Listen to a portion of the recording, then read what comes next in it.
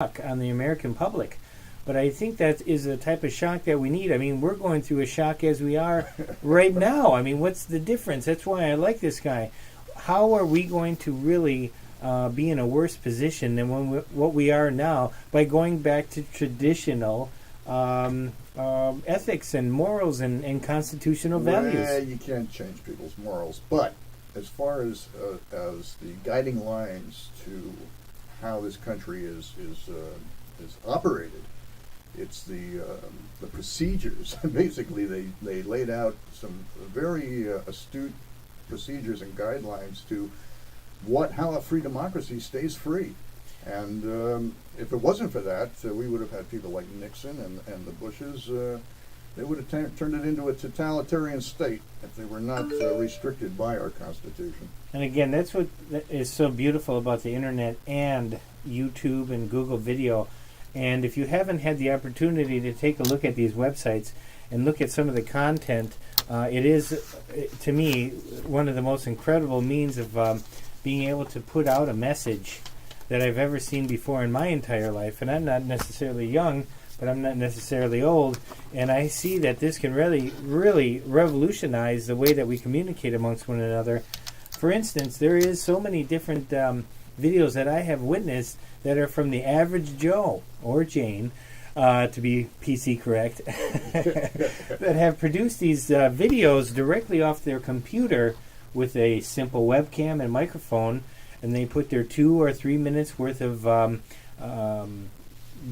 video blog, and they've uploaded it to these Google Video and YouTube Video, and it's their way of being able to express their concerns, their comments, their ideas, because really in this day and age it's difficult for a lot of us to be able to go out and talk to different and new people. Granted, we have our groups of friends, and usually those groups of friends, their conversation is usually the same time and time again.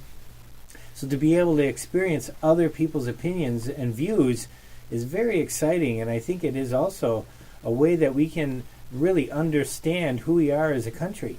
Also, you can turn it off if you don't agree. That's right. And that's your prerogative as well. That's right. I think that people should not take freedom of the internet for granted. People in China cannot take it for granted. People in Burma cannot take it for granted. CPU Magazine always has a 2-page spread of a map of the world, bringing you up to date on who is restricting freedom of the internet around the planet. And if they could get away with it, believe me, your cable service providers in this country would restrict what you can get and make you pay for more. In this particular case, with Comcast trying to charge, they're charging you for higher speed internet access, which is a terrible thing. They're restricting the speed that you get it unless you're willing to pay for it. And this is why my candidate, the man I'm going to vote for, is Obama. And the reason is he is the one candidate who has come out and said, I am for freedom of the internet. And this is huge. This is a big deciding factor for me. They're using broadband, and our service providers like Verizon and Comcast, they want to set it up like a toll road. If you want the fast lane, you pay for it. If you want the narrow dirt access, well, that's your standard monthly charge you're paying now. This takes away from the whole innovative, creative theory, the mission of the internet, and it stifles that creativity that so far we have benefited so much from. So I'm voting for Obama and internet freedom. I have to say that the ability to have a free internet is very positive for us. And if we were restricted, I mean, this is one of our last ways of being able to control our government, is being able to communicate on the grassroots level. That's why I'm a Ron Paul fan, because he is going to these people. So many of us today are in front of our computers and are communicating because of these computers. So consequently, he has seen this, and he says, hey, I'm going to start communicating with these people. They're almost becoming more in a majority of this country right now. And if we did have this restriction, think about it. I wouldn't be able to receive a lot of this very interesting content. We are literally the fourth branch of our government. We have 3 branches right now that sort of do a check and balance of one another, so one doesn't go rogue. But what happens when they all 3 go rogue? Well, the fourth branch of government, which is the implied branch of government, is us. We are the government. We should be able to communicate amongst one another to say to these politicians and to the other people in this country that, hey, we have to stand up for our rights. And one way to do that is with a free and unfettered access to the internet. Absolutely. I couldn't agree more. I can't believe it. We actually agree on something, too. So, this will probably never happen again. This is a landmark show. Mark this right now. Bookmark it. But, Nixon's silent majority is not so silent anymore now that they've got YouTube and blogs. And that's great, and that's what it's all about. So, make sure when you're voting, don't take this freedom for granted, because the commercial interests will take it away. And those commercial interests, with their multi-billions, they hire the lobbyists, and they sway people like that silly senator we had a few months ago who chaired the committee on control of the internet, who got up on national television and went, the internet is a series of tubes, and those tubes get clogged. And that's the mentality we're dealing with. Well, just keep talking on the internet. Keep it going. Let your voices be heard in any way possible. I know that maybe about 4 or 5 weeks ago, Randy had brought up a website that we had to contact our congressman for a particular bill. I forget what it was. Do you remember? Was that, it could have been the one where that silly senator got up and did his internet as a tube speech, or it was the one with internet radio where they wanted to tax internet radio out of existence. I can't remember, but it was the fact that we had mentioned it here on the Sarasota effect, Computer Show.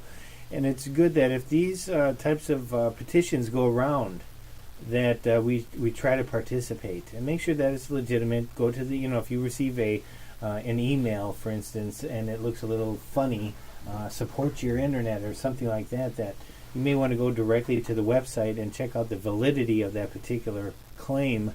But be a part of it. To restrict the internet is going to be a huge mistake. Yeah, we do have a voice, and those email petitions give us a chance to express ourselves, and they do have an effect, and they had a huge effect in stopping this move by, or initiating a compromise where they were about to tax internet radio out of existence.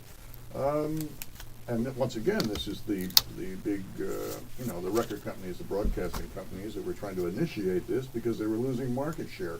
Well, a compromise was reached, and the compromise was reached because the consumer and the end user expressed themselves.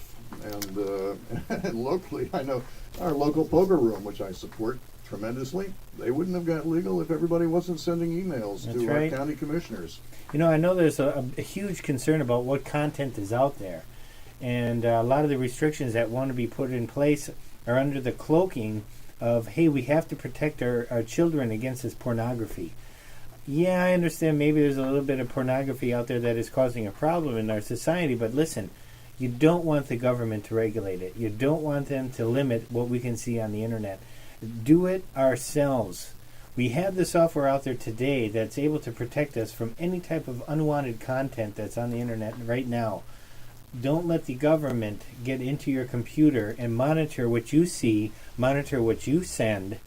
What you need to do is be much more proactive, ladies and gentlemen, on keeping your computer clean with proper virus protections, proper blocking material so that your sons and daughters can't see those pornographic materials. Because I tell you right now, I would rather see pornographic material on my computer incessantly as opposed to having the government be able to get into my computer at will and be able to see anything and everything on my computer, because what are they going to use that information for? Believe me, a pornographic producer or producer of pornographic material is not going to get on your computer and read every email that you have or determine whether or not that you're a national security threat or something of that fact. You don't want the government to come into your computer. It's just like having your own special policeman right there at your kitchen table. You don't want it. Well, one of the things I recommend, and this is for those of you that are a little bit geekier like TC and myself, is a program called Peer Guardian. Now, Peer Guardian you can download from a wonderful website called Sorge Force, SOURG Force, F-O-R-C. I'm thinking, am I saying it right? Sorge Force, because I've never actually said it. I'm so used to seeing it on my screen. But anyway, go to Sorge force.